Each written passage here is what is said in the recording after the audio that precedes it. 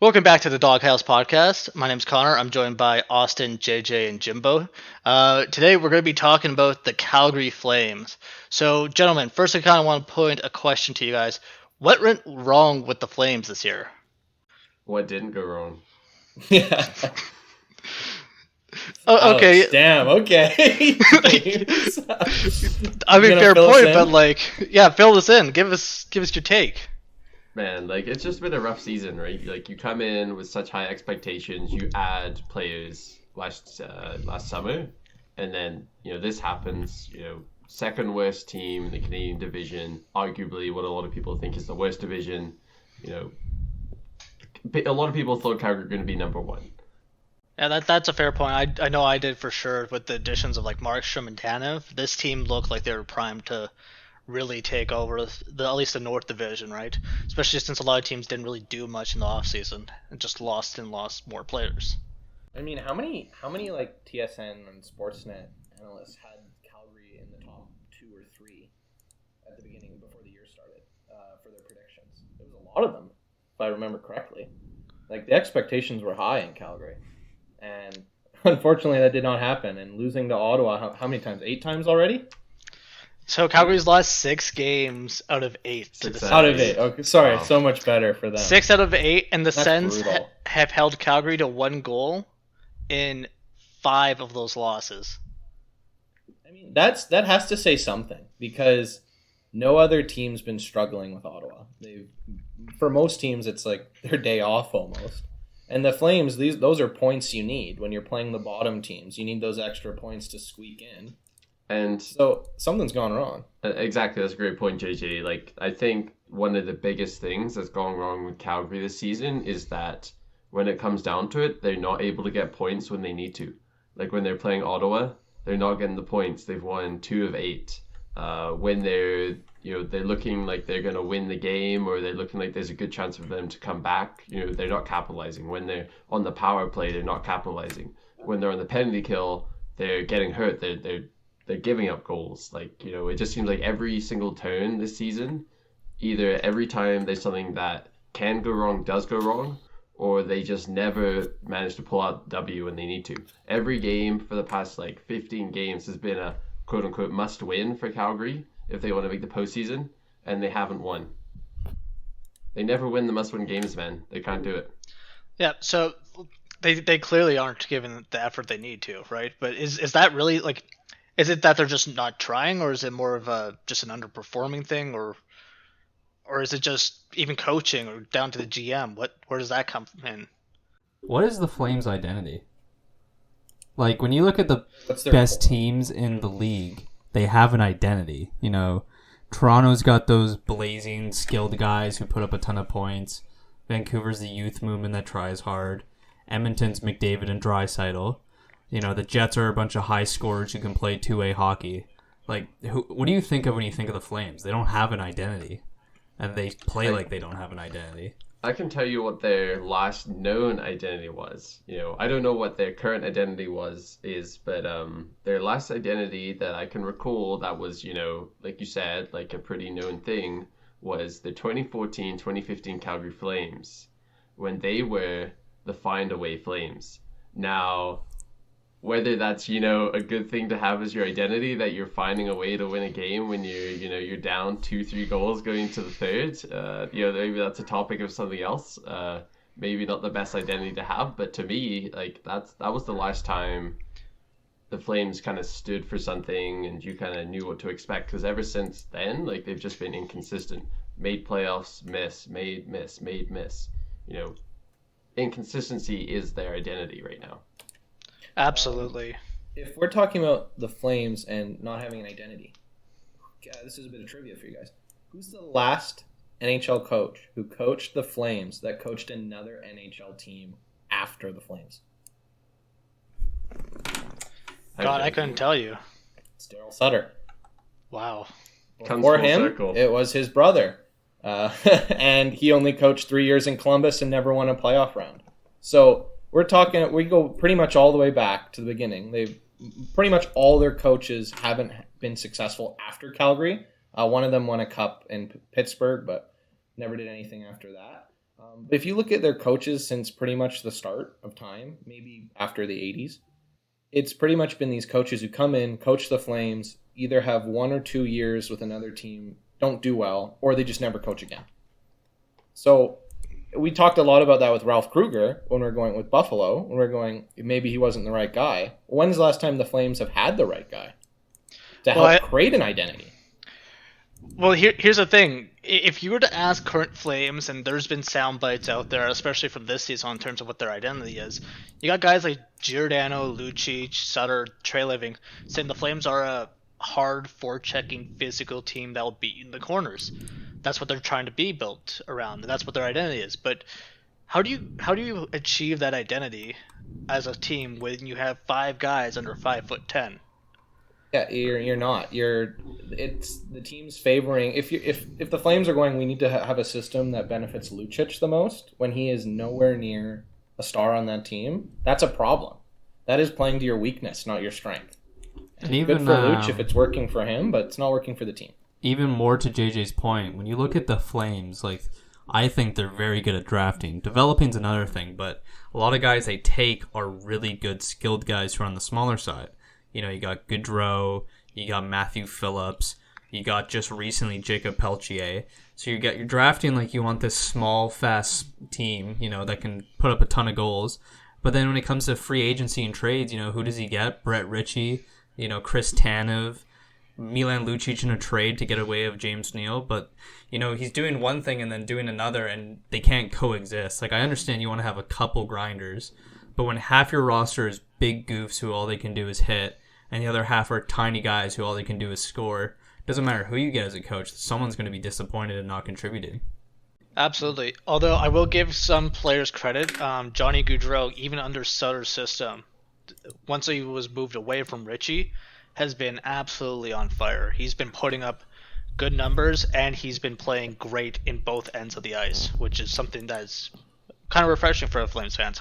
We talk a lot about guys who, you know, waste their whole career somewhere. You know, we touched upon, you know, Eichel not getting the chance to be to a playoff team.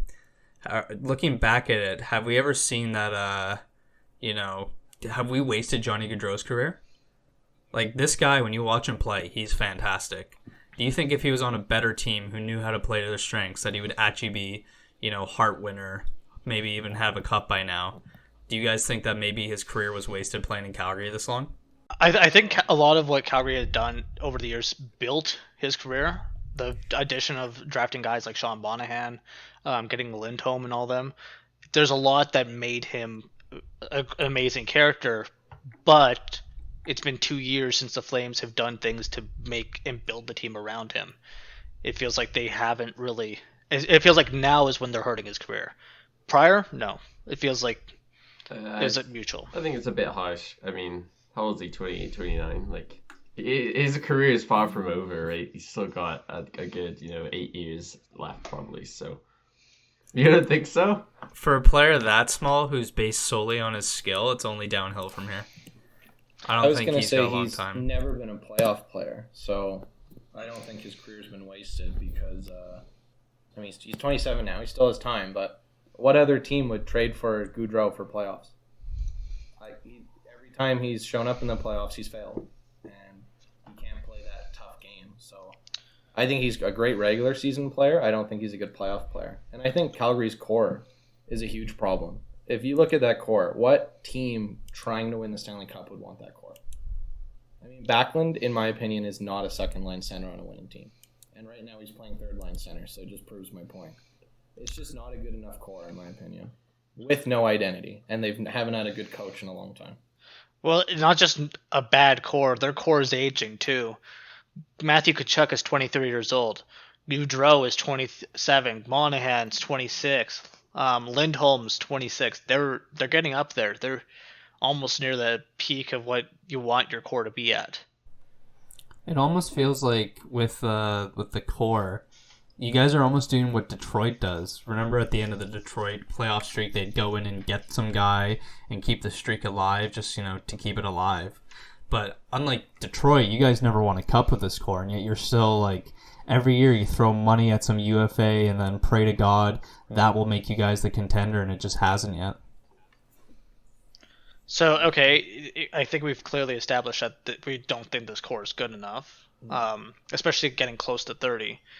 But what do you guys think? What do you do now with, especially since a lot of these guys are either coming up to contract extension time or are going to be leaving soon? Yeah, I think you definitely need a retool. I was pretty critical earlier, saying that I don't think this team's good enough to win. And you have these players who are 26, 27, so they're in their prime, and they're not making the playoffs, and they're second last or third last. But Canucks have like 6 games in hand or something, and they're only 3 points behind. I think you have to do a retool. I know it's painful for the fans. You have Markstrom, so you're going to be stuck with him. Maybe this is just a bad year for him, and he can bounce back. But Gio's pretty much done. I would get rid of Goudreau, and I would personally get rid of Monahan. And if you could, Backlund. But I would trade them while they're in their prime, and hopefully you can get something back for them and retool there. I agree with you partially. Like, there definitely needs to be some sort of retool, but I don't think this is the season to blow up the whole thing. Like, to trade all your pieces, because a lot of the players have underperformed this year. And there's a big contention is how much of this season is underperformance. But you just look at compared to last season, and they're hugely underperforming. So I don't know if you can give up on everyone, after one season, and not to mention their trade value is going to be lower this year, right? So I think maybe like a Monty, maybe even Johnny, like one key piece has to go. Get some good returns for them, and then see how next season goes. If it's a bust again, then maybe you just have to blow up the whole thing. I'm on the opposite mindset. I think there are 2 players on this roster that are worth saving. Everyone else can go.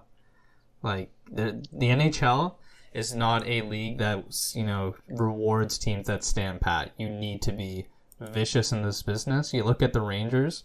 They were a great team for a long time.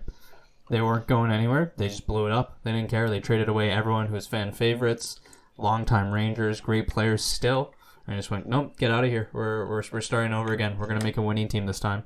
And obviously, it's too early to tell. Does Tree Living, does he blow up his own core? I mean, this is his baby, right? Like, I mean, no chance. I don't know if he can be the one to do that. Yeah, he's gonna have to get fired. Yeah, no. Tree Living's in the save my job kind of deal right now, where he's just throwing money at guys, praying to God that this team will make a couple playoff runs. Because the moment he goes to the owners and go, hey, all these guys I told you were really good and would win you a cup, they're all garbage and I want to get rid of them. Yeah, like, he's done. That's going to be the nail in his coffin. So I think Trey Living right now is just kind of holding on to his jobs and praying to God that, his good drafting will get him through. Unfortunately, I don't know if I have much faith in the prospect development of the Flames, but, time will tell with that one. I mean, when you think about, like, obviously the rebuilding, and obviously that's going to happen, do you think Trey Living's going to be able to make it to the draft? Or do you think the ownership was going to be fed up with him before and just be like, all right, no, this isn't going to work? I think they keep him around for another season. This year is the COVID year where, everything's all goofy, and I think the owners are way more lax on GMs. Very few owners in the league are very pushy with trying to win. So I think the owners are just going to write this year off of, whoopsie doopsie, it's a COVID year, who cares? And then give Tree Living and Suter a full season next year to try and win it. And then if you guys are still in the tank next year, bye-bye to Tree Living, I think. Oh, 100%. And we'll see what he does in the summer, because Tree Living is more of a summer trader, right? Like, he's never been much of a deadline guy, as we kind of talked about last episode. And their moves at the deadline were good. In my opinion, I think he did a good job in the deadline. His return for Sam Bennett and David Riddick, I think he got the maximum value. So in terms of what his job was at the deadline, I think he kind of, he hit the nail on the head there. So I think it'll be interesting to see what he does in the summer, and then kind of pending that, and I agree with Alston. Like, I think it's likely gonna be determined by next season. All right, sorry about that, guys. We kind of had a little bit of a drop call, but welcome back to the Doghouse podcast. So where we left off, we were kind of talking about Brad Treliving and will he be gone by the end of the summer. So I kind of want to pose another question. We kind of briefly talked about this earlier, but if the Flames are going to, should the Flames first off commit to the rebuild or commit to a retool? Completely blow up the core or just a few guys? And if so, how do you see them doing so when there's a flat cap for the next 4 years? I'm definitely going to be more on the retool side. The reason for that is you have Backlund signed until he's 36. You still have Lucic for 2 more years after this. Gio's done after this year. But other than that, you still have most of your people. I know you'll probably have to trade Goudreau because he's UFA next year, and maybe Monahan the year after that. But I think this team, you can easily get rid of some of the bad pieces and just put in players of equal skill level and then give it one last try. And then if that still doesn't work after a year or two, then you might have to blow it up completely. Yeah, I mean, to my point of just completely blowing it up, a benefit that the Flames have with Treliving is he usually doesn't go crazy on contracts. So even with a flat cap in COVID times, there's like very few contracts that I think would be hard to move. Rasmus Anderson's contract is very reasonable, can be moved pretty easily. Lindholm's contract can be moved pretty easily, right? These are all good players. People want them. They can be moved. And as for guys like Lucic and Tanev, who might not be as good and are on long-term contracts, you still need to have bodies playing. And when you're doing a rebuild, you don't want to just, throw the young guys to the wolves. You want to have those older guys who will eat the minutes for them while they develop. It sucks it's going to have to watch Lucic play first line to get that first overall pick, but, some sacrifices have to be made. I don't know about that. Lucic has been putting up great numbers so far. He's having a resurgence. You know what? No. He's been putting up pretty good numbers on the offense, but I'll tell you, he turns the puck over just as many times as he puts in the net.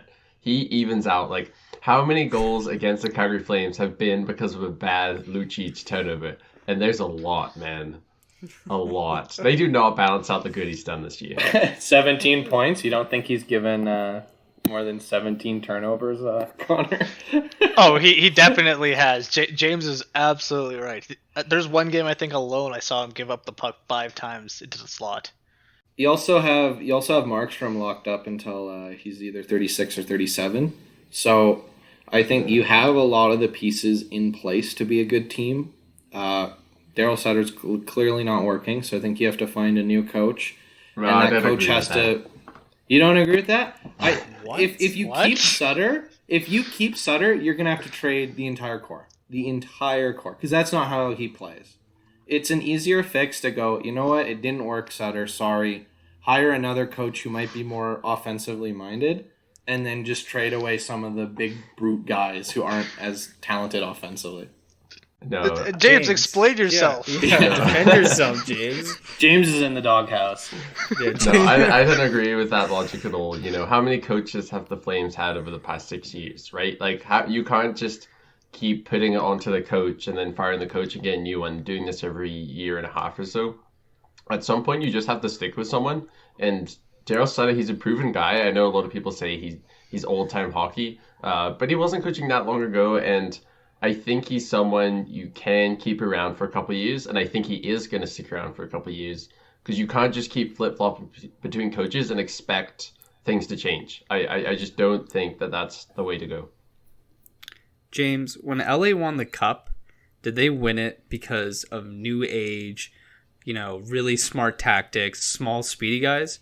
Or did they win it off the backs of Dustin Brown and Drew Doughty and Alex Martinez and every other goon you can name on that team just running guys and having 2 franchise players in Kopitar and Doughty, right? Like, he does well when he has a franchise guy. And quick.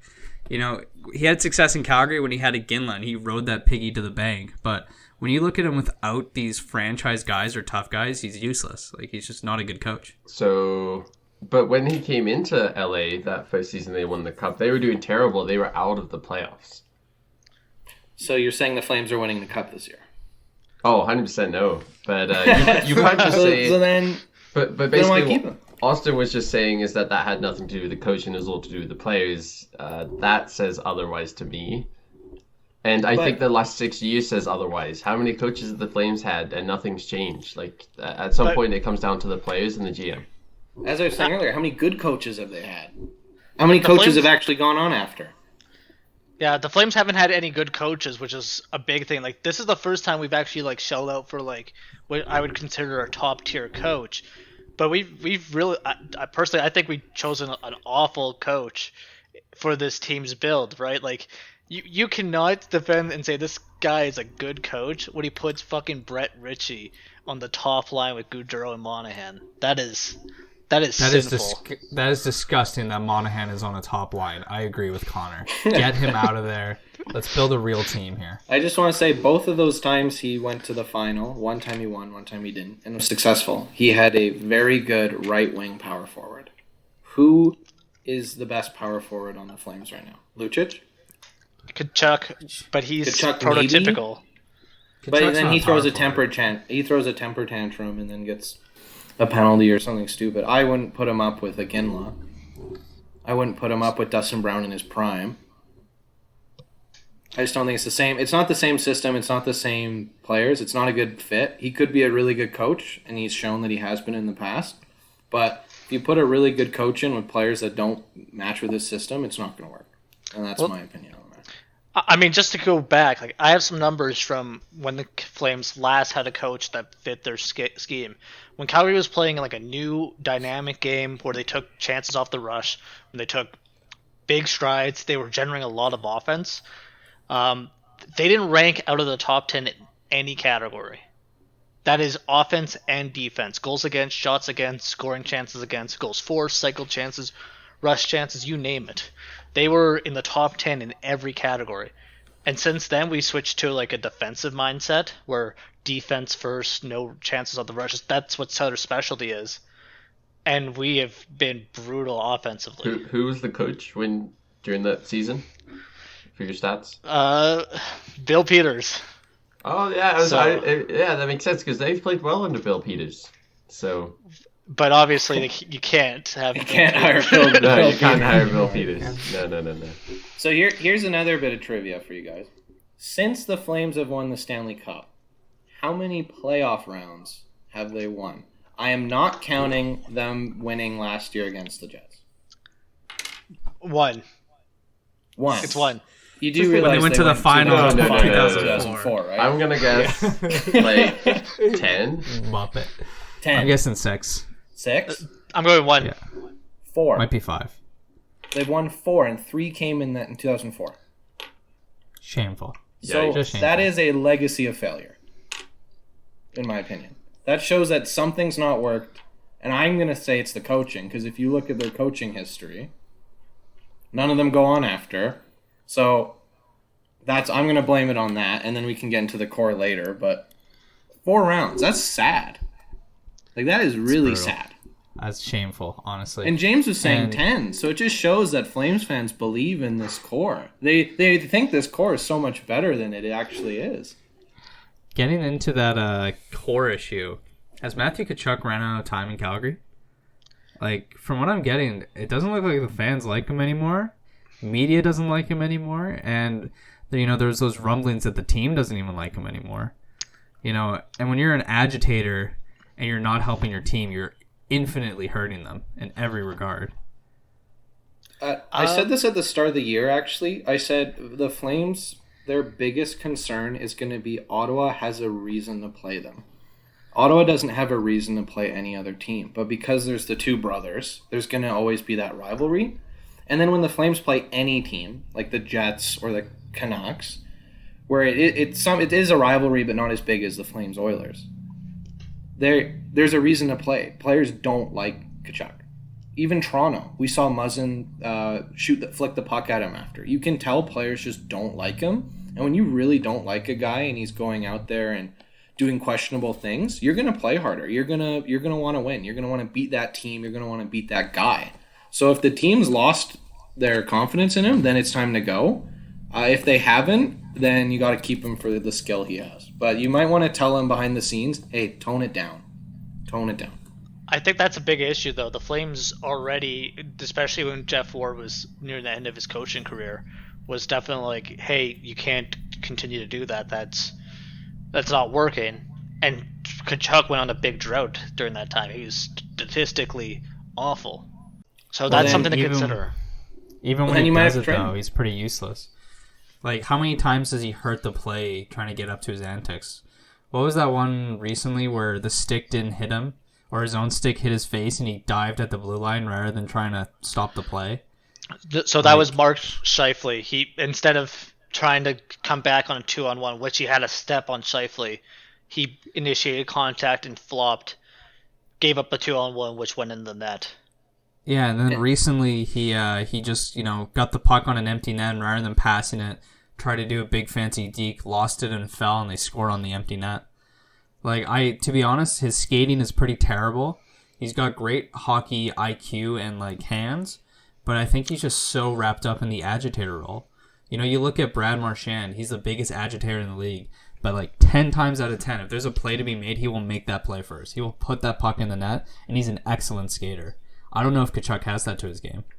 So does Kachuk need to fix it, or should the Flames just look on getting rid of Kachuk and moving on? Well, I think we all agree he needs to fix it, but my question is, can he fix it in Calgary? A lot of guys don't. Like, Zach Cassian didn't fix his issues in Buffalo or Vancouver. Or Montreal. Or Montreal. Was he there for long? I don't remember. Yeah. I think you got to set the timeline, and it all depends on what you're doing with the core. Because if Tree Living's idea right now is like I'm keeping the core, then you have time to work on it. If you're trading Johnny and Monty, you're gonna have to make sure that Kachuk's ready to play and is gonna be there and tone it down a bit and be good. I'm gonna compare him to Domi a little bit. Domi in Arizona, he focused on just getting the puck in the net and playing hockey. And he was great. And he even did that a bit in Montreal. And then you saw that switch where he wanted to be the tough guy. He was trying to fight everyone every play. And that's what we're seeing now. And look at his stats. They've completely fallen off. Ty Domi even said, "Don't play like I played. You're better than me. Play to get points. There's always going to be a guy you can sign who can fight people." And that's what I think Tkachuk needs. He just needs to play his game, score. Nothing makes the enemy or the other team more upset than losing and letting in goals. If you're in the box and they're on the power play, especially in the Canadian division where there's really good power plays, you're just punishing your own team. You're not punishing the other team. And they're going to like it. And they're going to send some third liner out against you to make you upset and make you do something stupid. Because we know he will always lose his head. He can never keep it calm. No, you're absolutely right. Like, think about it this year. Like, when you look at the Flames last year in the Battle of Alberta, think about how heated that was getting between Kachuk and Cassian and all the Flames fans and Oilers fans. It was getting very intense, right?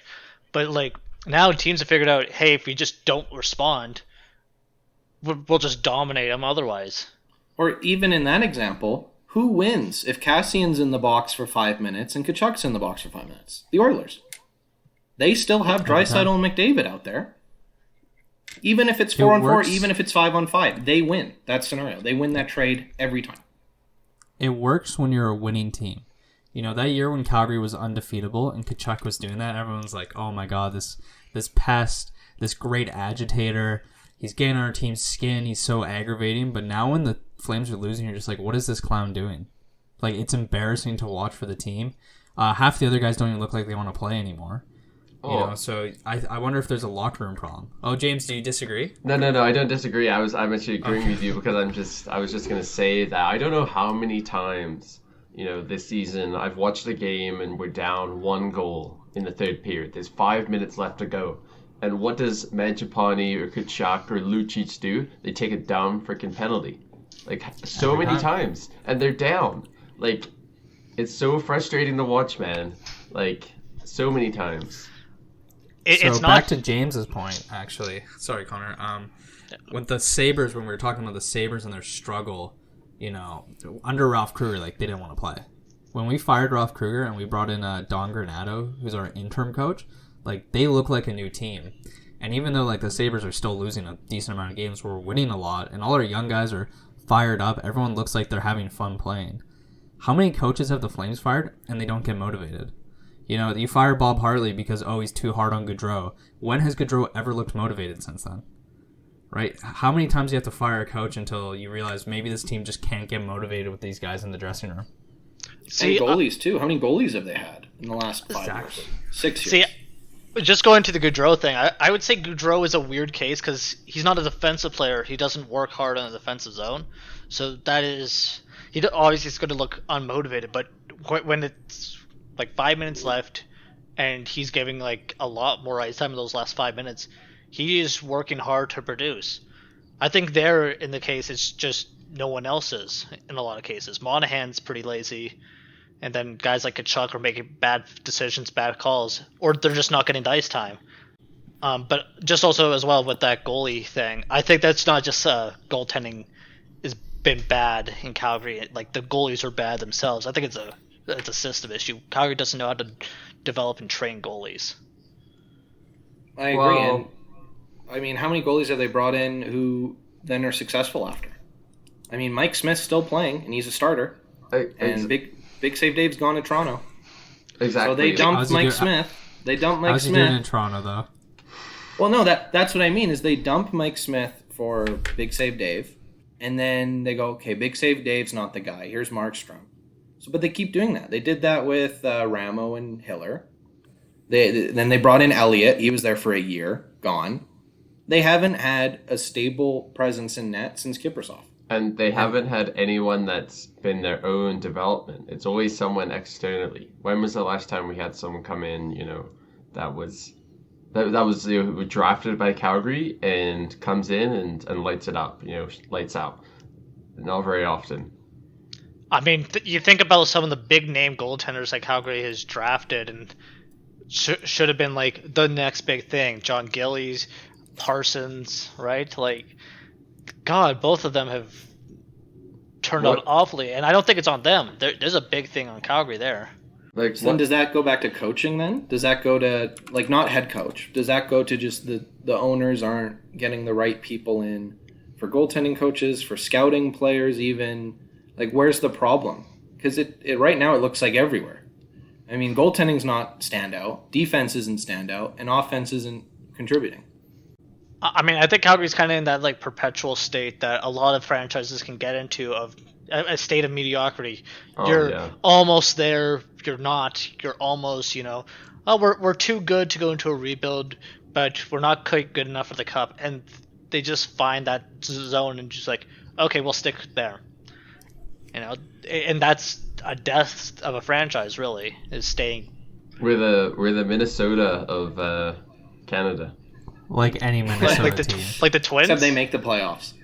But they make the issue with Calgary is I think you guys, you hit it with finding good players in the draft, and you hit it with developing guys. You look at your lineup, you got a lot of guys who came from Stockton up. Mangiapane, Rasmus Anderson, Backlund played a bit in Stockton, right? And that's good, all the winning teams do that. But where are your big hits, You get your highest draft pick in all time. Where is he right now? He's lighting it up in Florida, right? Your other guy, we just talked about how his time up in town. You guys fail in the first round, and then you keep trading your first round picks. Like, you guys just give them away. You guys could have had Noah Dobson. 100%. Go off, James. I want to add on to your point, because this has been something that I've been thinking about for a long time. Like, one of the biggest things, in my opinion, that's wrong with Calgary is that you don't have one guy who is your best player and is going to play his heart out every single night. Like, you ask 100 people in Calgary who is Calgary's best player, I guarantee you there's not one consensus. And that's an issue. In my opinion, like, you need someone, like, and I don't know if they've just been unlucky or bad at drafting, or they just haven't got the right draft picks, or what it is, but they just don't have... I think they just need one franchise guy, like someone who's just going to play his heart out every night, and everyone knows who it is. You look at a lot of the best players or best teams, and they have, at least one player like that, right? That you can ask anyone around the league, any NHL fan, and, when you think of this team, what player do you think of? And there's one name that always comes up, 1-2 names. You don't get that in Calgary. And I think that says a lot about where we are right now. And it just builds on to Austin's point. And building onto your point, how many of those teams, or even other mediocre teams, would go, yeah, we want Calgary's top 4 or top 6? Not many. Like, not many teams are going to go, oh, please give us Gaudreau. This will make us a winning team now, or Monahan. Like, I just don't think they're good enough. Gaudreau has been really good in the past, but when he doesn't score, what does he do? I don't think much. Or at least other players who are a bit bigger, a bit more physical, or a bit better defensively, if they go through a bit of an offensive slump, they're at least still there contributing and doing the best they can. Where Gaudreau, if he's not there offensively, he's invisible, in my opinion. Sorry, go ahead, Austin. Yeah, and like Gaudreau, he's a great offensive player. You know, that goal against Riddick in Toronto was beautiful when he got a breakaway. But unless he has those pristine moments, he doesn't dominate play. He's not the turn on your television guy like Patrick Kane, Austin Matthews, Connor McDavid is, right? He's never going to be, well, okay, we're struggling, but Gaudreau is going to get us a win here. He's going to put up a ton of points, and you're going to, love it, but he needs that guy. Yeah. And we're talking about, like, the difficulty of the first round. Calgary, you guys can win the draft lottery this year. You might fall behind Vancouver and Ottawa, but do you even trust your GM to pick the right guy in such an uncertain draft? Right? Like, I guarantee you he'll pick someone who will be an NHLer, but does he have the quality to find that star talent? I honestly think Tree Living, in terms of drafts, does have the ability to pick the right guy with the star talent. It's when you look back at all the drafts he has had, right? He's taking probably the best guy at the time, and clearly what would have been the most guaranteed pick with those picks, right? You think back, Kachuk at 6 during Kachuk's draft, there's probably not anyone else you would have taken during that. Even the Bennett draft, I don't think anyone was expecting a guy like Kyle Connor to blow up into one of the top 20 players in the league, right? Kyle Connor was drafted 2015. Bennett's was 2014. Oh. So have they just gotten unlucky then, or what? Because I think it's a mix, because when you look at the 2014 draft, Sam Bennett was put up a lot of points in junior, but it was pretty well known he's not a skill guy, he's a tough guy, right? And when you have guys like William Nylander, Nikolai Ehlers, Kevin Fiala, who all go later, Dylan Larkin, a lot of these guys were known commodities in their draft. So I'm not dissing Tree Living, he's got a great drafting record, I think. I like a lot of late round picks. Getting Mangiapane in the 6th round is insane, but I don't know if I trust him to be able to find the star guys, the guys that make you the cup winner, the Braden Points of the bunch. Yeah.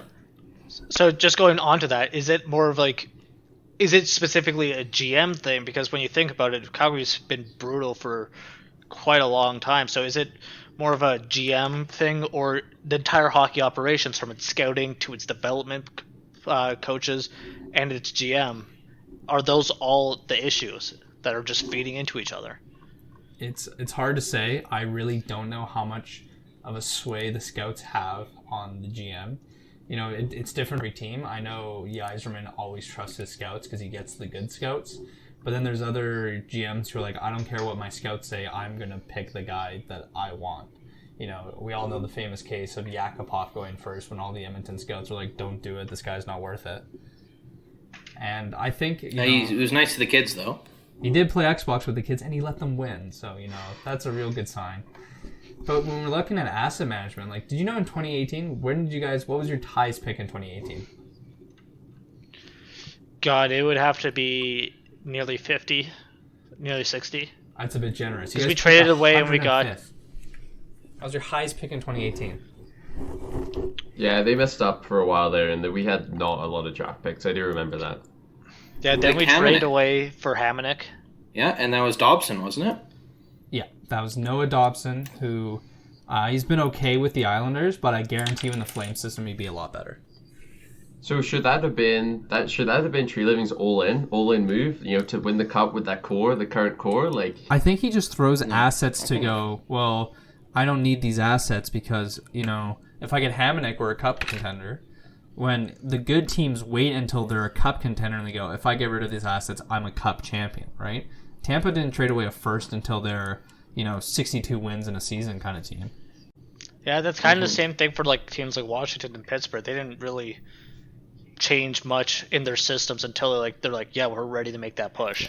And Pittsburgh's definitely feeling the burn of that. They have no one in the pipeline and their team's getting old, but they won 3 cups. Who cares? What does Calgary have to show for this?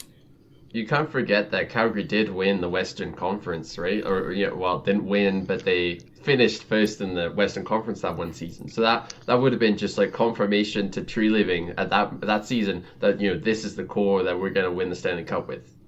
But then only 2 players showed up in the playoffs. Exactly. And that was Sam Bennett, who's gone, and Mike Smith, who's gone. Yeah, but at the same time, we look at what team that is. That's Colorado. How's Colorado been since? They've been easily one of the best teams in the league. It shouldn't be that big of a surprise that Calgary there's a bit dominated. of a pushover. I mean, Calgary they were the hot team, no pun intended.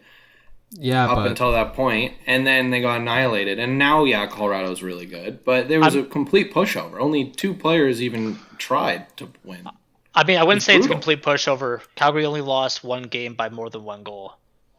But they never looked like there was except absolutely. for that first game, they never looked like they got completely out-dominated by Nathan McKinnon. That's basically what it was. He completely destroyed the whole team.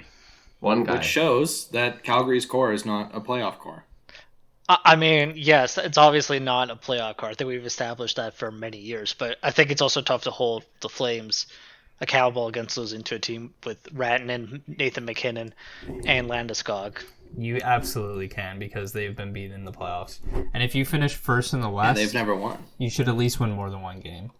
I remember when they lost to Calgary the first game, and everyone in Calgary was saying cup for Calgary, and then Colorado announced that Cale Makar just finished his year in college and he'll be coming over to play in the playoffs, and everyone was like, oh, they have to bring in this young guy. It was that year. And he dominated the Flames. Like, it was yeah.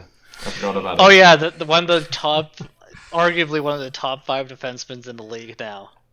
Small connection to Doghouse podcast. Used to live down the street from Jimbo, and Jimbo's such a good lad that he gave up hockey for Makar. He let him have it. He let him take the last roster spot. Yeah. James. But like, talking about that, so it can't just be a luck thing that Colorado ends up with these franchise players and Calgary just never does, like we were talking about before. There's no way it just comes down to luck. I think it's the fear to blow it up, to suck enough to get that first overall pick. Well, I think it's also a fear that Calgary went through, 6-7 years of not making the playoffs for a while.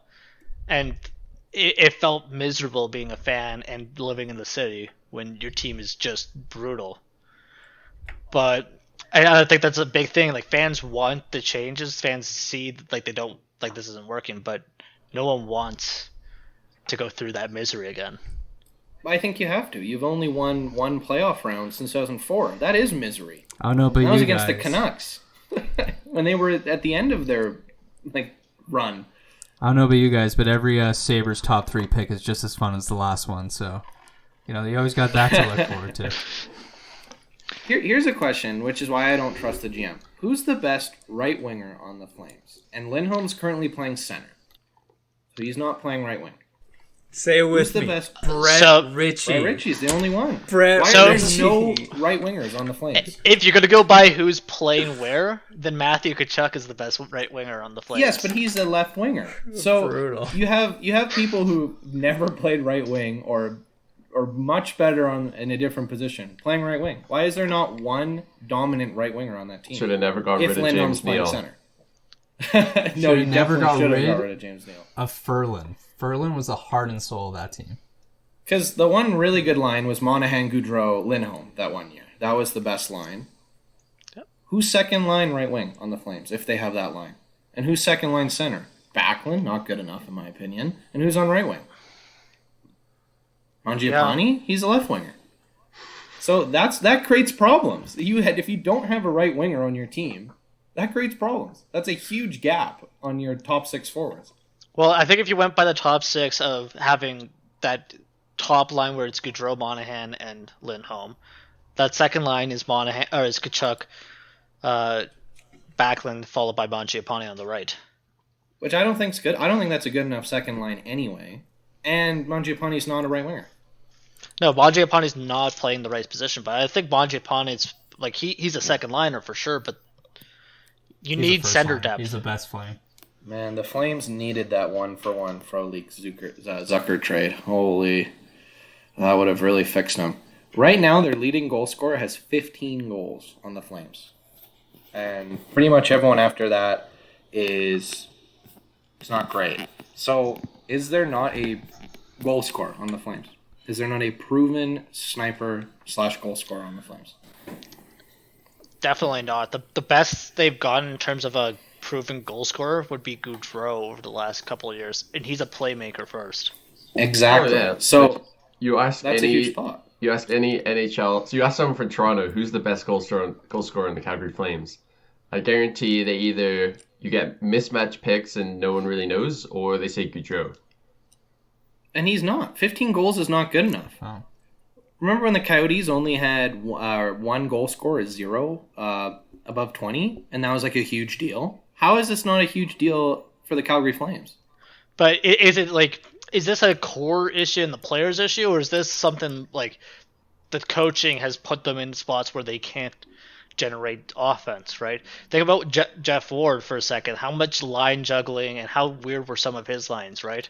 Like he had what's called Backlund on the right wing, a guy who's never played on the right wing before. Exactly, because you guys don't have a right winger. This goes right back to my other point. There's no right winger on the team. So you're putting people who aren't successful there. You guys had good defensive depth. You guys had, Shillington. You have, Stone, who's been playing really well. You had Hamonic and let him go. So you have this huge issue at right wing. And then what do you guys do in free agency? You go after Chris Tanev. Like, what does Chris Tanev bring to the Flames? Like, I know he's been amazing this season, but do you need Chris Tanev more than you need a first or second line right winger? How good does Toffoli look on the Flames? Toffoli would have been amazing. You're absolutely right. But I think, honestly, with some of the ways, like, especially the young guys have, like, started to develop, a guy like Chris Tanev is exactly what you need. A guy like Gio is something you don't. Well, maybe they can use that cap space once he's done, or trade someone out and try to get a right winger. Because right now they don't have one. Tanev has 4 more years. Tanev has 4 more years, and I know he's having a great year, but he's 31, and the way he plays puts double the mileage on his body than any other player. And he gets hurt every year. I don't think he has this year, but that's quite lucky, honestly. He gets hurt every year, the way he plays. I really like him. I loved him in Vancouver, but he's going to get hurt. It's destined when you're blocking that many shots. I'm also looking at Calgary's roster, and are they a cash-out team? Like, are these guys who just roll up, get their money, and stop playing? Jacob Markstrom, has he been the same goalie since Vancouver? No. No, it's only been 1 year, though, but yeah. Matthew Tkachuk, has he been the same player since he signed that contract? No. Michael Backlund, same thing. No, long-term. So, Rasmus Anderson signs a huge contract. He's been garbage this year. So I'm going to pose a question to that, because that brings up a great point. Is it a leadership issue? Like, do you just not have the right captain or someone who rallies the troops? Like, is there just not that guy who's rallying people around? So everyone's just kind of being independent on their own, just kind of lolly-dallying around? Like I don't think Gio, to me, Gio doesn't, this is just my opinion, but like I've never thought of Gio as like, a super strong captain. I don't know what it is, but like I've never just got the feeling that he can rally the troops. I don't know. And the Flames have had the same leadership group for a long time. Like, I know they've added Tkachuk as an alternate. He switches with Backlund every other game or something like that. But, like, Giordano, Monahan, Backlund have been your captaincy group for how long? Like 4 years? Right? And, no one ever talks about it because it's been one of the more consistent ones in the league. But is this a leadership issue? Is there a motivation issue in the dressing room? Is there a divide? It's hard to say because we're just speculating, but, why aren't these good players performing under different coaches? And I know the system they're in now sucks, but, there's a lot more to it. Oh, absolutely. Honestly, I really do think there is a leadership issue. It's like there is the talk about, this is such a strong locker room in the offseason. There's talk about how great of a leader Mark Giordano is and all that. But when you see this team and you see them trying to really dig themselves out, it doesn't feel like that. Like, Gio makes so many bonehead moves, and then it doesn't always seem like he's putting in a bunch of effort. He looks like he can, but it doesn't seem like it, right? Like you see other great leaders, they are dragging their team in the battle. You don't see anyone on the Flames doing that. Yeah, I was about to say, Giordano is a very nice man, great for the city of Calgary, but Totally. is he the guy you want yelling at people when there's 2 minutes left and you're down by a goal, or giving that inspirational speech to rally the troops of the middle? I don't see that. I've never seen Gio get mad at Johnny or Monty or anyone for that matter on his own team. And sometimes, he can't just be running around screaming at everyone like James Neal did in Calgary, but sometimes people need that wake-up call, or that, hey, we're still in this, let's go, let's get going. And I just don't think we've seen that. And is Monahan even a good alternate? Do you see Monahan doing that? I don't think so. And then we were talking about Kachuk's always in the box or having a temper tantrum. So if he's the other alternate, I don't think that's a good match. So yeah, I absolutely agree that there is a leadership problem. So what do the Flames do? Should they just try to trade Gio? Do they wait till his contract goes up? Do they maybe make a move with Seattle to take him? You might. I honestly think who's exposed actually for the Flames? Anyone huge? It was Sam Bennett. Well, On their that's not really a defense, problem anymore. if Mark Giordano and Chris Tanev don't waive their no movement clauses, they would have to expose one of Noah Hannafin or Rasmus Anderson. So then you have to trade someone. You have to either hope because Lucic has a no trade, doesn't he? Yeah. So you'd have to either go no going in. Lucic, are you going to waive it? And if not, then you're going to have to trade Gio, because you can't lose Hannafin or Anderson and keep Gio for one more Who's year. going to take his contract, man? Here's a funny thing about that.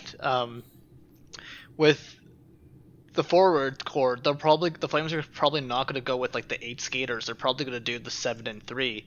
So even if you traded Luch or told Seattle to trade Luch, it doesn't help the issue. They still can only protect 3 defensemen.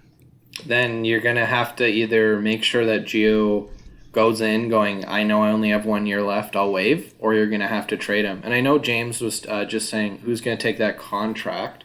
I believe he only has 1 year left after this. I guess Calgary could retain. Yeah, so if Calgary retains, I mean, you can try to sell it as, he's the Gio of the past for half the cost. So for three-ish million, you want a ex-captain who we don't think is a very good leader, but some teams might, who can sometimes get some points. Why not? If you're a playoff team, why not? The issue, too, though, is Mark Giordano has that modified no movement clause, so he submits his list of teams he's willing to go to. It's probably going to be all Stanley Cup teams. Is Tampa Bay going to take $3.7 million for a 38-year-old? No. Is Vegas? No. So he's going to Taylor Hall the team. He's going to Taylor Hall the team, exactly. And I know he'll probably waive it. He seems like a good guy as much as he loves Calgary. But don't forget, in the expansion draft, remember when Dion Phaneuf wouldn't waive it for Ottawa? And Mark Mathot got taken, and it destroyed Ottawa. Yeah, so you can't count out the possibility that sometimes it just happens, right? But to be fair, in that situation, Dion Phaneuf was not like a heart and soul, found his love and everything in that city. He was, there for over just a year? I'm pretty sure he was assistant captain. In Calgary? Yeah, but I think he was there for a bit, actually. In Calgary? No, this is... when he got exposed to Vegas, or they asked him to and he wouldn't go. He would have been in Ottawa. Let's see. I wonder if more teams He's this in year Ottawa are for 2 willing years. to go. Or 3 years. Okay, yeah, 3 years. I wonder if more teams are willing to go this year, because the main reason why so many guys didn't waive their no movement clause with Vegas was they thought Vegas was going to suck. Totally. And now that Vegas is one of the best teams guys are asking to go to Vegas, so I wonder if people will think Seattle will be the same. Yeah, true. It would be risky. I do want to, obviously, I think Gio will waive it, but I want to propose this question to the Flames fans. Let's say Gio and Tanev don't waive it. Who would you rather keep, Noah Hannafin or Rasmus Anderson? Hannafin. Yeah, I think you have to. I think you have to do Hannafin, because if you let Hannafin go, then you've 100% lost the Dougie Hamilton trade. Where right now you can still go, we still have a solid defenseman, and Lindholm's one of our better players, if not the best player on the Flames. So you can at least go, Tree Living won that trade. Or if you let Hannafin go, you've lost that If trade. Dougie Hamilton walks from Carolina, because isn't he a free agent this year? Like He's a free agent. Bring It him doesn't back. matter. Get rid of Gio, bring him back. I don't agree with that. I don't think you can. It's a sunk cost at that point. Like nothing's going to change the trade. So I don't think you keep someone just because to make another trade look better in the past. I don't think there's any benefit to doing that. If you're a GM who's on the hot seat, there definitely is benefit to doing that, especially if you're tree living right now. You need every victory you can get. Even though Dougie's walking, if you lose Hannafin, I think that's a big L on the Flames. And More for to tree living especially. To back James up on this, though, Flames have a ton of left D because left D are easy to come by. Rasmus Andersson shoots right. He's the same age as Hannafin. He's only 24. He signed for cheaper money, and he signed longer term. Yeah, but here's the thing between the two players. Hannafin has shown that he can play against top line players. He's shown that he is capable of being a top pair defenseman. When you gave Rasmus Andersson the chance to play in that top role, he buckled. He buckled really hard, and that is a scary thought. Arguably, what you could do, because it is a right-hand defenseman for cheap, you could get a lot more back in terms of value. Yeah, just trade Anderson even at the draft, or Yeah. It's a big cap hit to be trying to trade away. yeah, it definitely is risky. But like you said, big value. He's young. He's on a good cap hit for a long time. Rasmus Andersson, if the Tanev and Gio have to be protected, then... Like, I loved Rasmus Andersson, but he's been bad. I mean, I know plus minus it can be a silly stat, but Noah Hannafin's only a -2 on the Flames, and he plays 20 minutes a night on average. So it shows that, I know plus minus is a bit funky, but it shows that a defenseman who's playing lots of minutes on a bottom team isn't on for a lot of the 5-on-5 goals against, where Rasmus Andersson is a -12. So that is a -10 difference. And I know I've said 3 times now, it's a funky stat, but it shows on a weak team, Hannafin's at least not letting in 1,000 goals every time he's out there. He's at least keeping the puck out of the net. He might not be putting the puck in the net every play, but keeping it out is just as important, if not more, especially for a defenseman. Yeah, just to add on to that, there was a crazy statistic during the season that was like, oh yeah, Tanev and Hannafin have not had a 5-on-5 goal against in over 200 something minutes. Yeah, that's a pair that is, even though they may not be signed for longer, if you have that pair for 3-4 years, that's a solid pair in the league, right? James, what do you think, Hannafin or Anderson? I'm pretty torn. I'd probably say Anderson. I think both look bad, though. Both look really bad. Because, you sign Anderson, he's supposed to be your up-and-coming potential, top 2D guy. Signed him for a long time at a decent amount of change, and let him go. I think, honestly, it's a lose-lose situation at that point. So it's... James, at that point, you have to get rid of Gio. James, I have a great point for you. To support James... you guys are saying we can't get rid of Noah Hannafin because, we traded the Dougie to get him. The Calgary Flames rejected a trade from the Ottawa Senators for Mark Stone, a top 5 winger in the league, who plays on the right wing, because they asked for Rasmus Andersson. Oh, and that's a big L. They said, we believe in Anderson more. They thought he was going to be Carlson level. Wow, so does that look worse if you let Anderson walk than the Hamilton trade? I don't think there's a way you can win in this situation. There is so many losses that the Flames have taken from potential moves or previous moves, and just how things have shifted for the other teams. The Hannafin one, right, where Hamilton's been elite. This one where you could have got Mark Stone. Obviously that hurts. And then you also had the what was it? The Flames tried to trade for McKinnon and just couldn't. Also, I love watching, if you guys are ever on YouTube and you watch, day on the draft floor of a draft. They're usually just there to show the families and who gets drafted. But a lot of times they cut in on, you can hear audio GMs because they posted after the draft. And the Flames were this close to trading Dougie Hamilton to Arizona. They were going to trade him in the 2018 draft for the 5th overall pick if Brady Tkachuk was still available. Wow.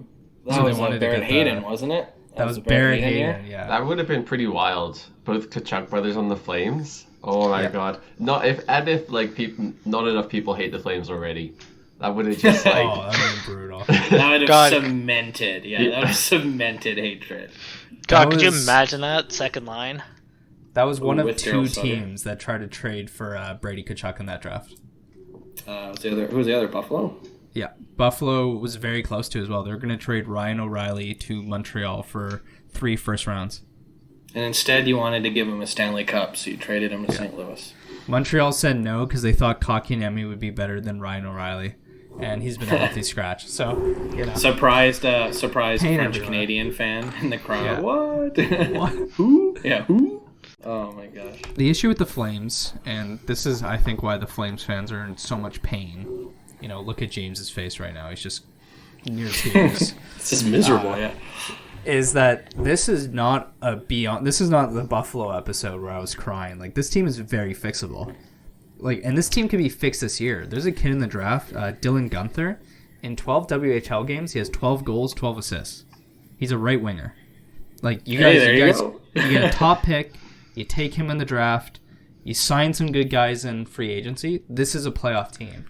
But I think the issue is we all agree that the Flames don't have the aptitude to do that. I don't think they're going to take the steps to fix this team.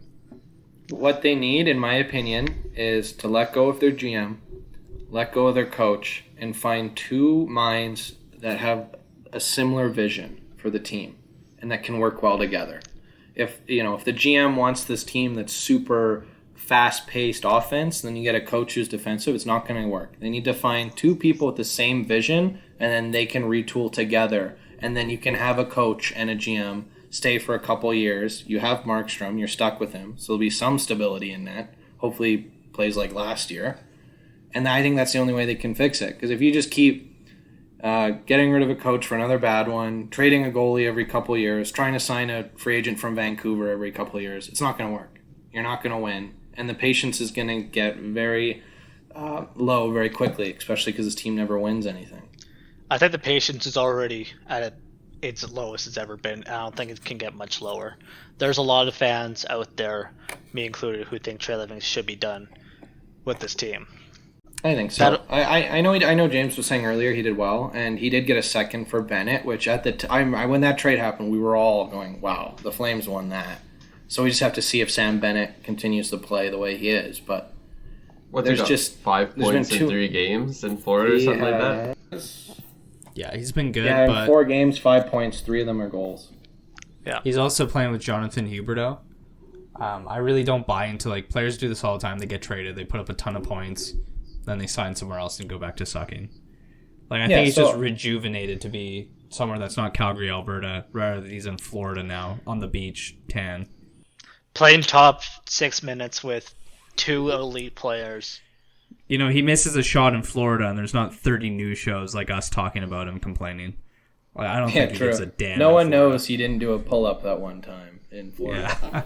No one's holding that over his head like we are in Calgary. But no Lanny facial hair. That is a shame. I think he'll grow it out for the playoffs. I think that's a Calgary thing only. Yeah, it's a Calgary thing. How could he grow that out in Florida? I mean, he can grow something else there.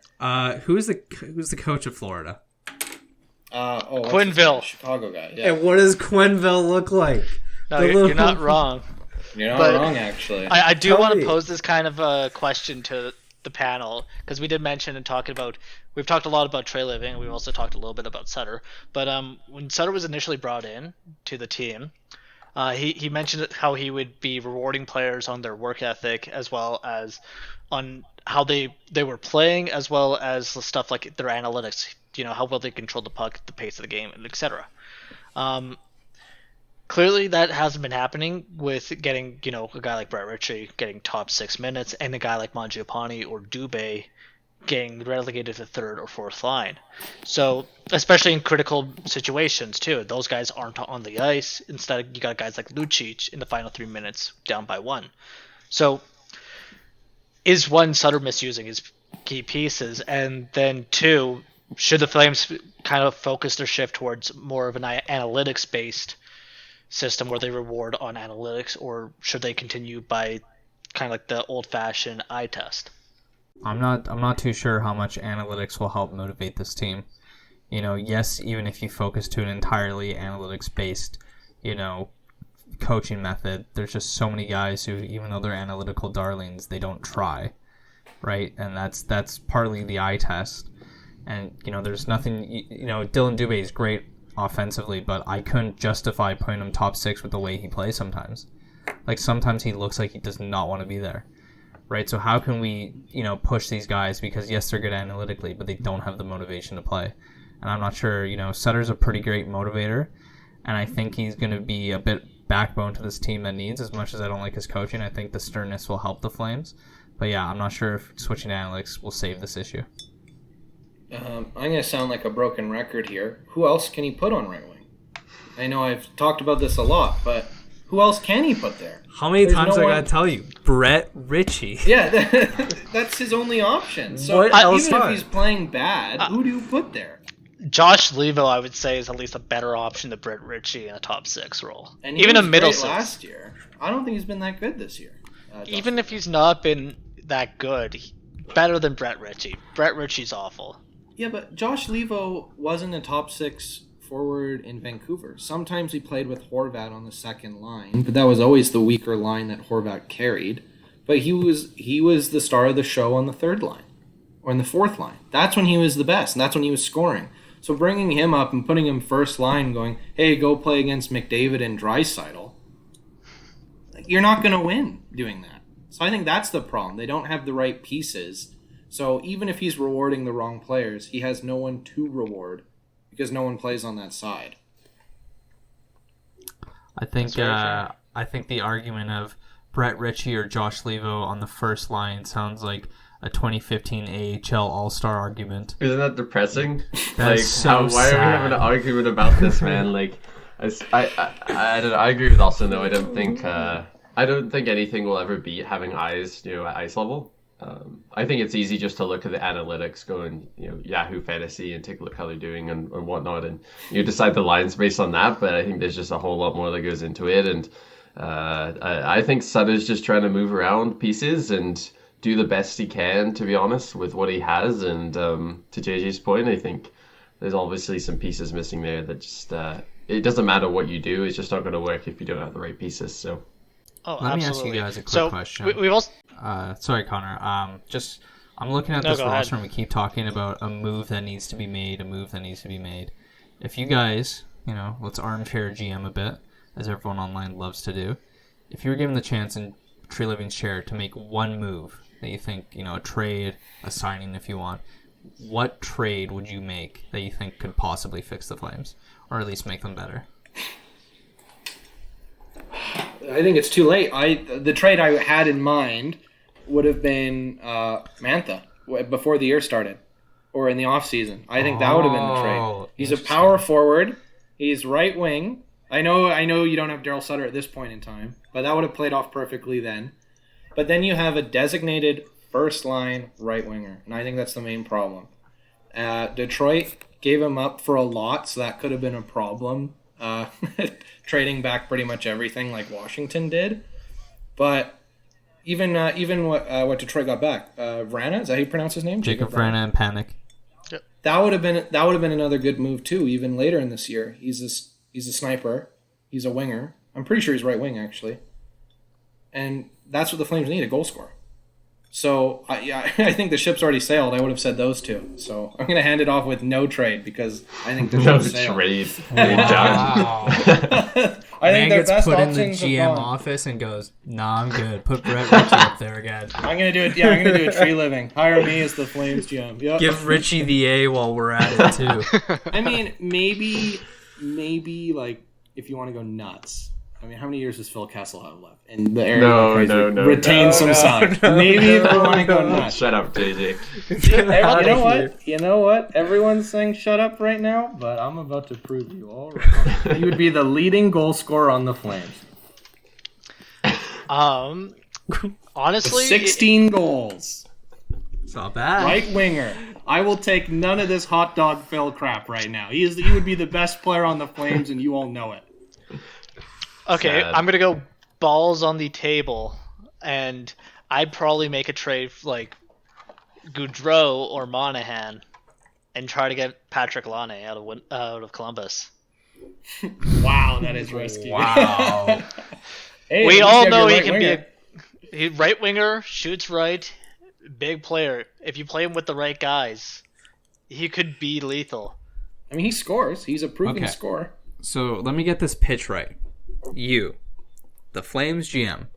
I'm going to take Johnny Gaudreau, who's 27, Sean Monahan, who's 26, but he's injured like a 40-year-old. And you're going to go to Jarmo Kekalainen.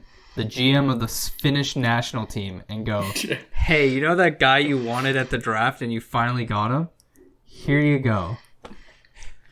take my garbage. Again, the ship sailed. They waited too long. All the good players are gone. The Flames probably waited too long on Laine, but I mean, it depends. If they think Laine's not going to be a player for their future, that's tough to say because how many times has he been scratched? But that's I also think they'll get rid of Tortorella. Tort's going to go before Laine, 100%. Although, to support Connor, if they don't get rid of Torts, you know who'd be a better trade? Kachuk for Laine. I don't know about that. Think about it like this. You got Gaudreau on the top line left wing. All right, you get rid of Kachuk. He's useless. Gone. You can move Mangiapane to the second line left wing, and you put Laine on that top right wing. That second line wouldn't play third line for Arizona. Like, come on. What are you talking about? Mangiapane is far better than Kachuk. He would absolutely bolster that. Better than I Kachuk. disagree with Absolutely. You think that Mangiapane is is a better than bold Kachuk? statement. I will die by the blade. Eat And you guys thought I was crazy with Phil Kessel. Jeez. I will say Mangiapane's played better this year than Kachuk, but as a player, that is... Exactly. I think there's a lot of emphasis here, like you're biased towards this one season, and a little too much, to be honest. So, All right, James. What's your trade then? Oh, I don't. I didn't prepare a mock trade or anything, but just like my general opinion of what needs to be done. Yeah, you need to trade. I think in the offseason you trade one core guy, one of your top guys.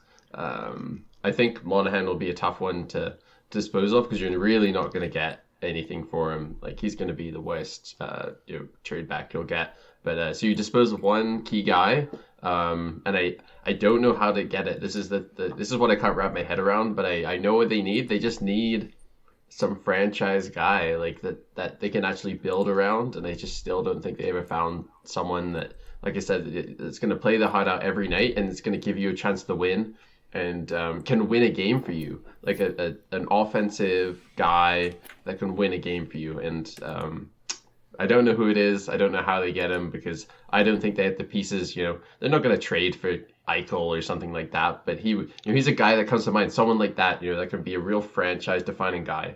And we just don't have it. That's what they need. No idea how they're going to get it. But we had Sam Bennett. Oh. Franchise-defining Sam Bennett. Just thinking on that, he arguably trade out a core piece, kind of take a year to rebuild, retool a little bit. So trade Matthew Tkachuk to the Sens for a guy like Brandstrom or Shane Pinto or even Batherson and a first round or two. You get the Tkachuk guys in Ottawa. Melnick's really cheap, and he doesn't want Matthew Tkachuk smashing his doors there, so he might say no to that trade. But in all honesty, I could see it. I could really see those two on the same line. I think that'd be great for marketing in Ottawa. And then finally my Mangiapane can get on the second line. But I'll leave that point alone. I think that'd be great for Ottawa. I think that'd be a solid trade. I don't know if the Flames come out on top on that, though. I think it doesn't matter how good Pinto does. Every day the headlines would be the Tkachuk brothers do this, the Tkachuk brothers do that. Well, the thing is, the Flames would need at least an NHL ready prospect, a prospect in the lineup, and probably one or two first rounds. That's got to be the asking price for Tkachuk.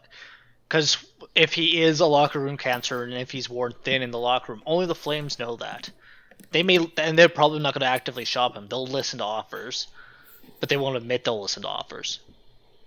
You know what? Speaking of Ottawa, why not Connor Brown? Right winger. He has 16 goals, 27 points this year in Ottawa.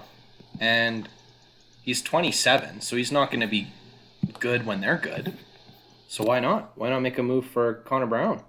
And he's a physical player too. Isn't he UFA soon? Like, could they just go after him in free agency?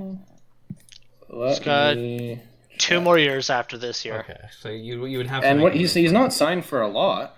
That'd be a good trade. Not signed for a lot, I don't think. I don't know what they'd give up to get Connor Brown, but I think that'd be a huge thing for the Flames to get.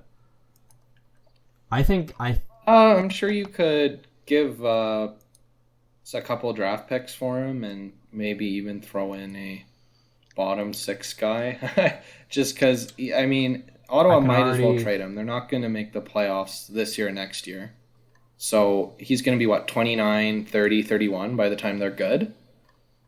Yeah. So he'll be out of his prime. You don't trade Kachuk for a guy like that, though, in my opinion. No, I'm not saying, Kachuk Connor Brown. Okay. I'm just saying maybe that's a move the Flames make. Gotcha. In like a sort of retool, like a last chance, like this is it. Now we have a right winger who can score.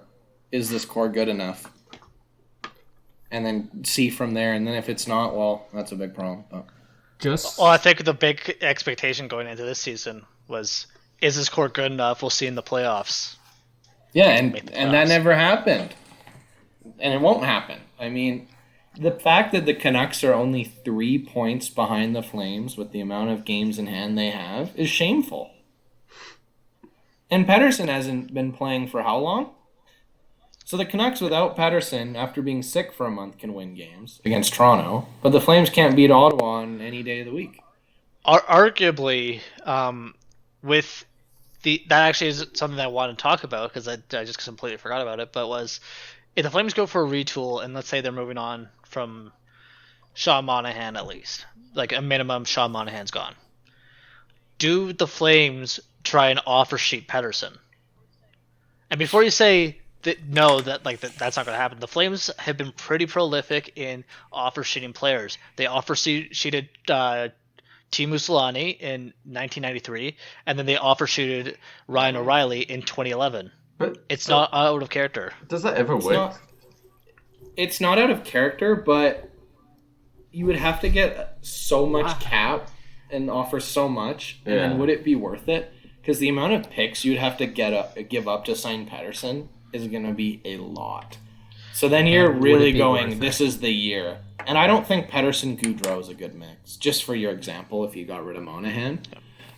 Just because they're both skilled forwards with no strength. So then they're just going to get bullied in playoffs again. But arguably, you also have to think about Vancouver has, $17 million to sign 9 players, and they have to sign Pettersson and Hughes. But you don't have to give up a big contract. Because he has to sign the offer sheet.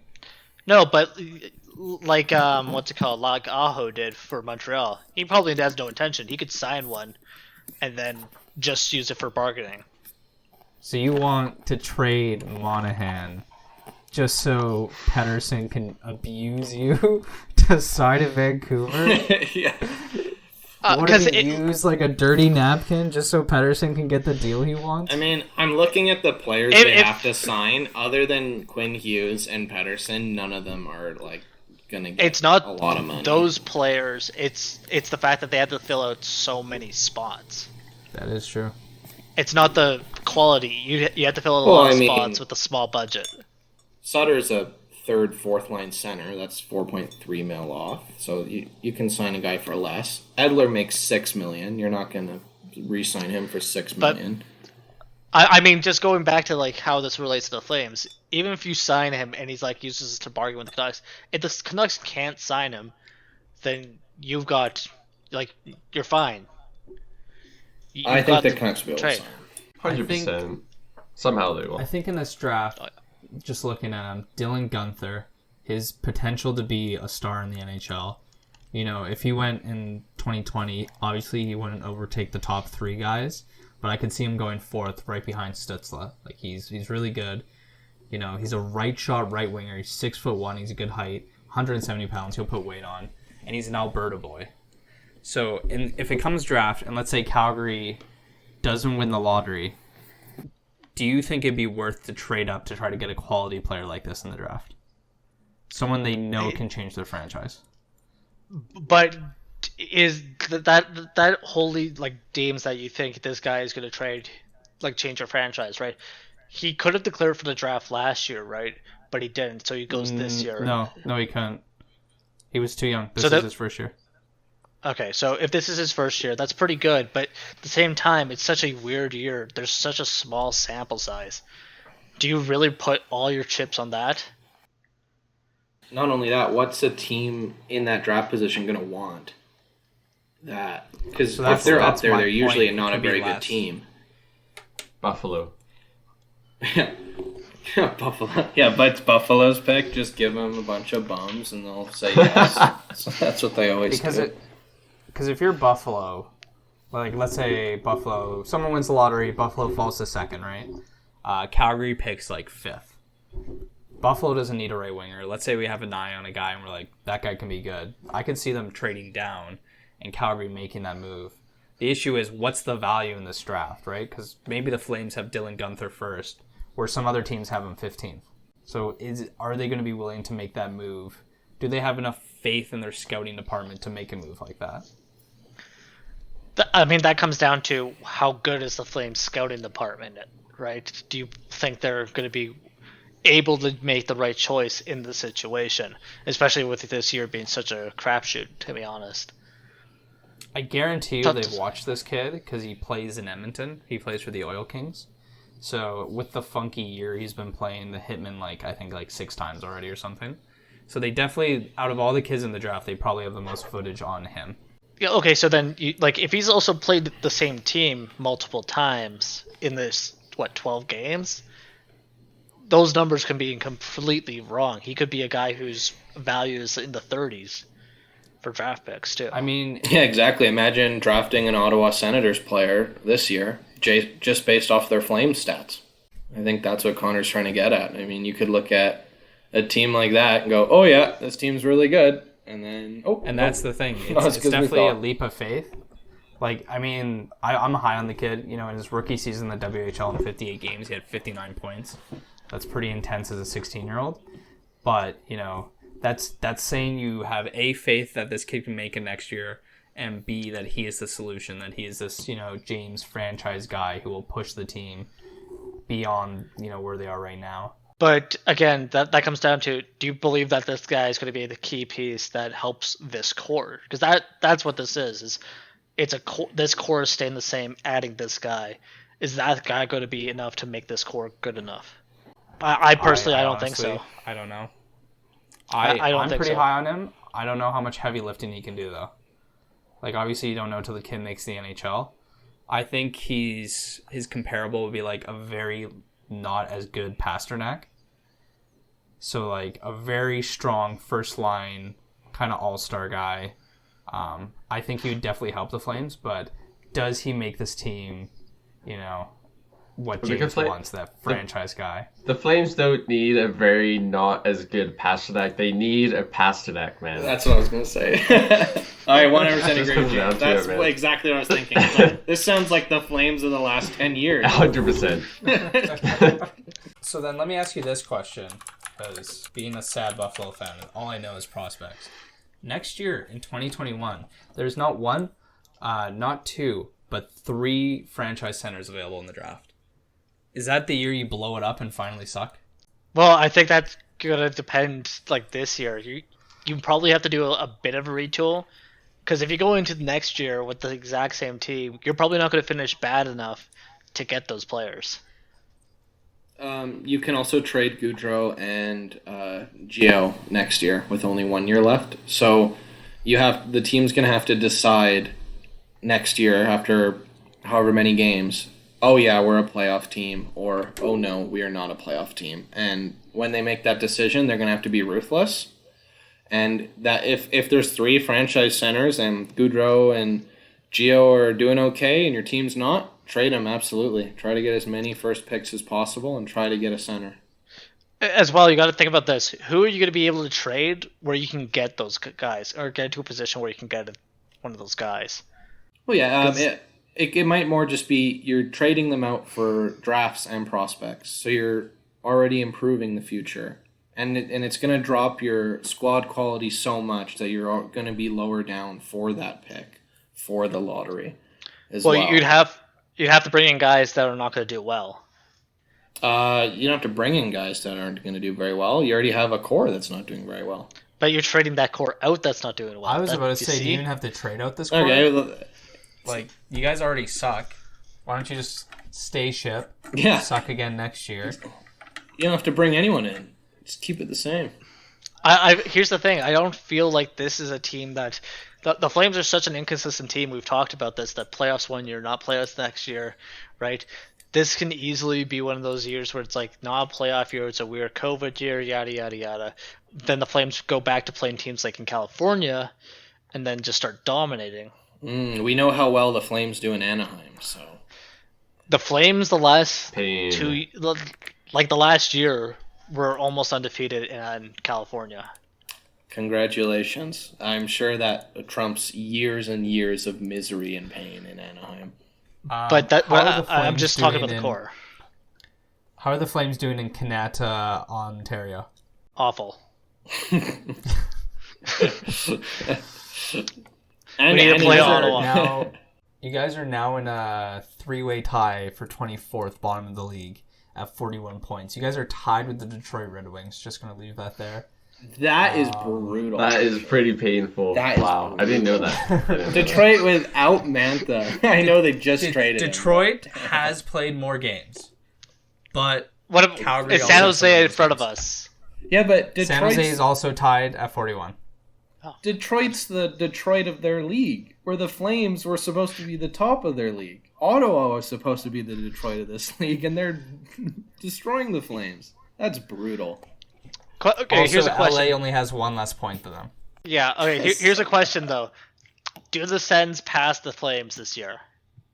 Does Calgary end up bottom in the North? No way. No, you guys aren't playing them enough. They're not that bad. Like, I mean, I think Vancouver's going to pass Calgary. No, Vancouver will, but not Ottawa. Ottawa's still pretty far behind. Ottawa, they're only 5 points. But we'll have any games? Are these similar games? We have a game in hand, but... No, they're not going to pass. I mean, it would be amazing, but I don't think so. So who does Ottawa play? If Vancouver does jump you guys, that means you would finish 6th in the bottom. So that means your draft chances would be 7th. Ottawa is currently beating the Canucks 2-0 right now. So if they win that, they're a bit close. Not happen. We play the Sens once more, which isn't great. Oof. But the Canucks play us a ton. They've been playing really well against us, as well as we also played the Oilers too, and the Habs. And all three teams have been playing great against us. Ottawa's 31st for goals against, and they crush you guys. And the Flames can't score against them. Yeah, like How? I said, 5 of the 6 losses the Flames have had against the Sens the Flames have only scored 1 goal, and the Sens have scored over 3 or 4. So that brings up an interesting question that I have, because we obviously all agreed, like, oh, Trey Levin's probably not going anywhere. Sutter's not going anywhere yet. Mm-hmm. Will that push the Flames over the limit to fire them? Because I remember a couple years ago, Buffalo was like, we're not firing Housley. Housley's our guy. And then he lost, I think, 13 games in April or something. Like, near the end of the season, lost like 13 and 1-1. You know, Buffalo wasn't going to fire Ralph Kruger. We have no intention of firing him. And then we went on that 18-game losing streak. We kicked him. So if the Flames lose so much that they fall behind Ottawa, when do you pull the trigger on something? Immediately. The moment it's cemented. The moment it's cemented. Forward. Like you already fired your coach. Like you can't fire another coach at this point. I think you absolutely can. As I was saying earlier, you just relieve him at the end of the year, and the GM, and you start again. You this year's done. You might as well just let them suck the rest of the year, and then you make moves. You can't fix the problem now. It's already you get to the point where you can't let the GM make moves. You fire the GM, you fire the coach, you bring in new guys. You don't fire your scouts because you don't want to go into a draft where you don't know what's happening. Yeah, that's a Buffalo strategy, firing all your scouts. A scouting change is a gradual one, and the Flames can't pull a Sabres here. Put that back in my pocket. Just you wait till we get Dylan Gunther with our 0 WHL scouts. Then I'll be laughing. No, he's not Swedish or American. Buffalo won't draft him. Hey man, I said that and we got the gold kid from Yukon. Yeah, true, actually. So, I mean, that was a no-brainer, I think. The workhorse from Whitehorse? The workhorse from White. As they know him in Yukon, they call him Two Chains. We drafted 2 Chains, so I'm pretty happy with that. So we're just going to wrap up our Flames podcast here with going with who's in the Doghouse and who we're going to give a bone to. So if you guys are not familiar with that, the Doghouse has been a guy or someone in the organization that has been brutal. Someone we don't think has been doing what they should be doing. And to give a dog a bone is to someone who honestly deserves a break because they've been doing their due diligence and playing hard or doing whatever they can to make things better. So given that, let's get it start with James. Cool. Okay, so I'm going to give a bone to Johnny Gaudreau. I think he's had a pretty good season. Yeah, JJ is just cringing right now, but I think Johnny he's taken a lot of slack this year, and in many years, and especially in the playoffs. But I think he really has come, and you can tell he's trying very hard this year, especially when Daryl Sutter took over. So I don't know. Personally, I've been impressed with how he's been playing this year, especially when you consider the backlash he got after playoffs last year. The person in the Doghouse, I'm going to have to give it to Matthew Tkachuk. He's had a great first couple of years with Calgary, and then this year he's just, not only has he underperformed performance-wise, he hasn't been getting points, he hasn't been getting goals. He's just been acting like a little baby out there a lot of times, and he's been taking bad penalties, and he just hasn't been value-adding to the team, in my opinion, and it's just not been a good year for Tkachuk. He really needs to put this behind him and really come out on fire next year, or it's looking like a yikes for his next contract. So that's it for me. James, that's very interesting. You didn't put Mangiapane in the Doghouse. You put Tkachuk. Yeah, no, I... Okay, all right. Shut up! Enough of you. Enough of this. You're going in my Doghouse. just interesting. Ooh, okay. Go ahead, JJ. I'm going to give a bone to Elias Lindholm. He has been my favorite Flame since he got traded there. Every year he's stepped up. He is the leading point guy on the team, and he's also responsible defensively. So that's why I think he can get a bone. He's playing well. He needs help. He can't do it all by himself. Doghouse, I'm going to give it to management/ownership. This team has had pretty much no good coaches forever. When they do bring in a coach who has had success, they don't have the right pieces for him, and the GM never helps out. So I'm going to put management in the hot seat, and I'm going to say they've just been brutal. The core's not good enough. Coaching's been bad. Goaltending they've been flip-flopping on since Kiprusoff. There's just no consistency and no quality. So they're going in my Doghouse. Fair points. Fair points, Austin. For my Doghouse, pretty similar to reasoning for James, but different player. I'm putting Rasmus Andersson. He took that big contract. He was supposed to be number 1 right pairing defenseman. Hasn't lived up to it. He's been struggling. He doesn't look the same out there. And then one thing that I've really not been a fan of is lately he's been kind of getting into that garbage that Tkachuk does. That game where he took the game-winning puck away from Ottawa. And, when you're not winning, you just look like a clown when you do that. He's been taking bad penalties, too. Bad penalties. He's playing dirty. He's making bad plays. And when you're a number 1 defenseman, you can't do that. So, especially, and it hurts to add that he did cost the Flames Mark Stone. So when he costs the Flames Mark Stone and you're playing like Michael Stone out there, it's just really not a good combo. Ouch. Damn. Wow. But a dog I want to give a bone to was somebody who was brought in to be a depth guy. Probably not even play on the roster. He puts his heart and soul on the ice. He plays harder than he's ever expected to. He's been put into an impossible role to succeed in, and he's trying his best. And that is Brett Ritchie. Brett Shut the Ritchie fuck up. has been asked to do more than he should be expected to do, and he's working hard. He's putting his heart on the ice. I would never see Johnny Gaudreau have such effort that Brett Ritchie has. And he has my respect for that. This AHL I'm trying player. to eat a Timbit, man. In case you forgot who the Sabres fan was in the podcast, just listen to the last 5 minutes of this bozo. If you have an the AHL hell? get put on the first line and he's given all his heart and effort, I gotta give that dog a bone because he was the one who got dogged by this team. Connor, I just go want ahead. to add quickly to your Ramus Anderson one.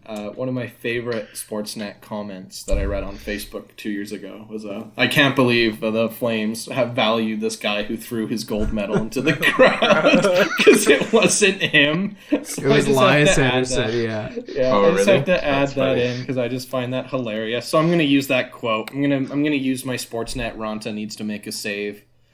He needs to stop throwing his medal in the crowd. He just really needs to stop giving away that silver medal. Oh yeah, silver. Whoops, they didn't win. Whoops. I still can't believe you said Brett Ritchie. Like, Gotta respect the Shut hustle, Brett Ritchie. oh my god. Shut the fuck up. Sorry. Oh. Man, I can't even think about what my choices are with that. Oh my god. This guy called me crazy when I said Phil Kessel would be the leading goal scorer, and then he goes off with I'm Mangiapane not saying being the he's best winger good. in the league. I'm saying Brett Ritchie was put into a no-win situation. He is the brunt of the bad organization, and he's trying to win for them. Goddammit! You know does what? Not forgive your Mangiapane. I'm gonna transfer that to my Doghouse pick. It's coaching. Both Jeff Ward and Sutter. They both mismanaged players, both mismanaged game, and are both not built for the team or not right for the team that the Flames have. Brett Ritchie should never be in a top 6 role. He should barely be out of in a top 4 role. He's brutal, and it just doesn't work. But if I was to give a guy a bone, sadly he's no longer a Flame. I'm going to give a bone to David Riddick. The Flames have really done him dirty for so long. And I know a lot of people are going to say, "Oh, look at the numbers he's put up." Yeah, the guy didn't play games for like 6 plus months in the NHL, and then all of a sudden goes up against Draisaitl and McDavid when they're on a hot streak. Can you really blame that guy? I can't. He's a heart and soul guy. I love David Riddick, and I wish him all the best in Toronto. He was done dirty. He's my dog. That's giving me flashbacks of Eddie Lack being put on the Flames' second roster when they sent them up to Edmonton against Edmonton's first roster, and he got never killed. recovered in preseason. He It never ended his recovered career. from that. Yeah, especially in a position where confidence is key. The Flames have actively done things to hurt David Riddick's confidence. I really wish him the best. He's a great guy.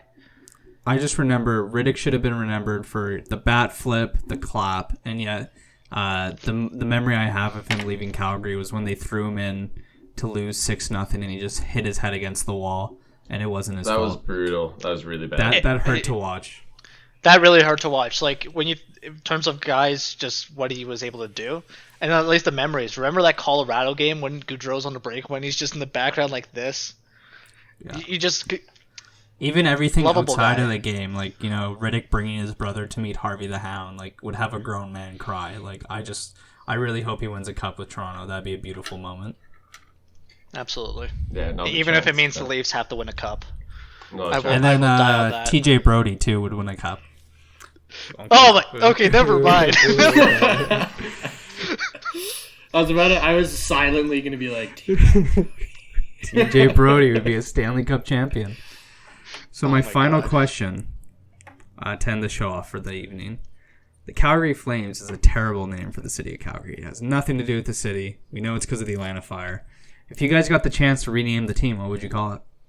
I feel like the perfect name is Stampeders, but that's already taken. That came to my mind. The Calgary Stampeders. Well, just wait 3 years when the CFL goes out of business and then take the name.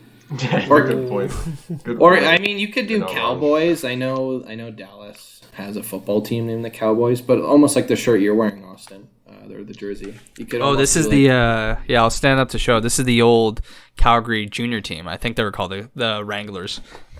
There you go, Wranglers. Like something like Wranglers. that. Something to do with the Stampede Or this might be the Cowboys one, but yeah. You can And do you can- Outlaws.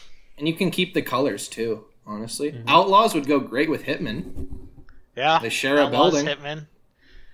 Although I do kind of like the Flames because Flames like to destroy oil, and we hate the Oilers, so I kind of like that aspect. I just like to see a red, honestly. You go to a lot of games or watch a lot of games on TV, and you look at their fans, and it's all suits. It's all suits in the front row. It's all super corporate. Where here, it's when you go to the game, for the most part, it's people are wearing Flames jerseys, even if they're really old ones. They have a Flames jersey and they wear it to the game because they want to be a part of the Sea of Red. So you got to keep red for sure. Oh, absolutely. The color scheme is great. Maybe they should go something like the Calgary Rodeo Clowns. I think it'd fit them. But The this Calgary year, never absolutely. get past the first round. Alrighty, well, that was a great show, boys, and I think we'll be signing off. Please tune in next time to see which team's in the Doghouse.